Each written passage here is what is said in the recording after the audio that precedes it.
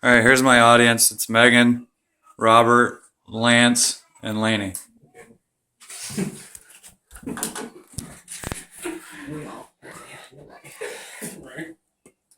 All right, today my speech is going to be about motorcycle safety, and I'm just going to talk about a few different things when looking to ride a motorcycle for the first time. So, Nebraska could be looked at as one of the safer states to ride a motorcycle in. While riding season approaches, motorists should start becoming more alert and cautious while sharing the road safely with motorcycles. In case that proper alertness and awareness of their surroundings does not occur, the motorcyclist would be statistically safer if he or she has taken the proper steps to ensure safety. This is backed by multiple studies and is reported by the Hurt Report on Wikipedia. Whether the motorcyclists are using this mode of transportation for a thrill or hobby, or as just a cost-efficient way of commuting, everyone alike should be exercising the proper personal protective equipment, also known as PPE. The list can be extensive, but usually consists of three main categories: your head, your upper and lower torso, and your extremities. According to a study that was reported on by CyrilHughesBlog.com, Nebraska is ranked as the 8th best state to ride a motorcycle in. Of course, this could be portrayed to be true only because of the limited seasonal riding. This statistic was based off of fatalities per every million miles traveled, along with a couple other contributors. With that said, according to the Insurance Institute of Highway Safety, wearing a helmet reduces the risk of dying in a crash by 37%. One could argue that your brain is the most important portion of your body, followed by your heart, and then moving to the extremities. With that said, we'll now focus on the three portions and show a general idea of keeping protected. When approaching head protection, there's three main categories. One's a full face helmet, which is like one here. It gives eye protection all the way around the head and is solid down to the chin. There's three-quarter helmets, which is basically this helmet with stopping at the bottom of this visor, so it doesn't have this fixed bottom portion, and a half helmet, which is basically what you see your typical Harley riders using. Just some things to check while buying the helmet of your choice is make sure that it is DOT approved sticker on the back of it. Also, you can check on the inside. There's tags usually placed on the padding to where you can read it. That'll also ensure that it's DOT approved and meets all safety standards for your state. Never buy a used helmet. You don't know the history of that helmet, and you cannot guarantee that it will properly secure your head in case of a crash.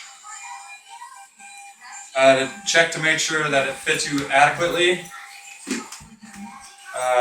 you just want to point the helmet downward like so, pull the chin straps, slide it on your head, and make sure that it's tight around your cheeks and that it does not go up or backwards off your head, also to the side.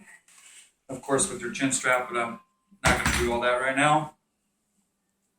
Every helmet is the same. You want to check that, except for on a half helmet, you're just checking for movement. Obviously, there's no cheek spacing. So that's the choices for helmets. With the most vital piece of PPE out of the way, we can now move on and focus to the next portion of your body, which is your upper and lower torso. I'm sure we can all account for a time that we've seen somebody riding down the street in short sleeves or shorts, like myself wearing today. In the riding community, we call those squids. It's just a slang for people who are not adequately wearing safety equipment. All right, for the upper torso, there's a couple different selections that you can use. Obviously, long sleeves is always a must. There's leather jackets, which is just like so. It's got armored in the upper back. It's got armoring in the sleeve. You can't really see it, but it's there. And then you have a textile jacket, which is a harsher material than leather, but the textile jackets typically offer more protection when it comes to accidents. They also cost less than a leather jacket and are more water resistant. There's also full body suits, which come in also textile and leather. It's just a jacket that zips to a pair of pants or is 100% fixed all the time to a pair of pants. With that said, we move on to the pants. You can wear, depending on your motorcycle or choice of protection. There's chaps, which are popular type of protective wear that fit over the jeans. They just basically protect any kind of abrasions on your legs, that such. There's leather pants, like so. They're going to be just like this, but obviously pants. And then textile pants, which again offer more protection and they're more water resistant. So with the two most important portions of your body protected, we can now move on to the last tidbit of PPE to think about.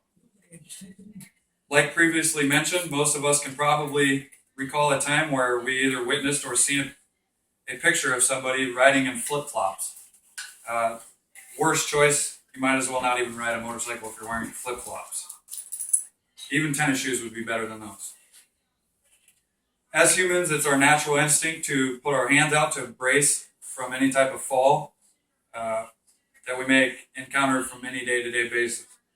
With that said, hands and feet are very important along with the rest of the PPE we were already discussing about earlier. Proper gloves. We'll start with the hands.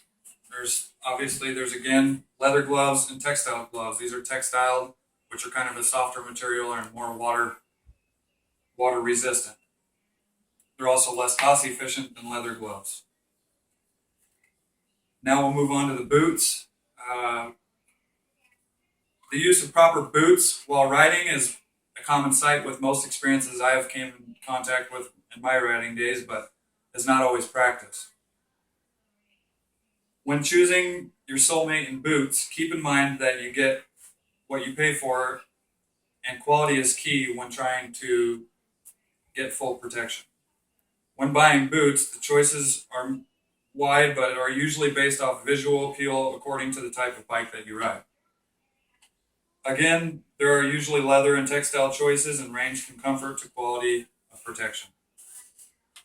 After we have thought about all these choices, the same can be said about each category that you get what you pay for. If money is a factor, which it is for most of us, there is some accepted alternatives.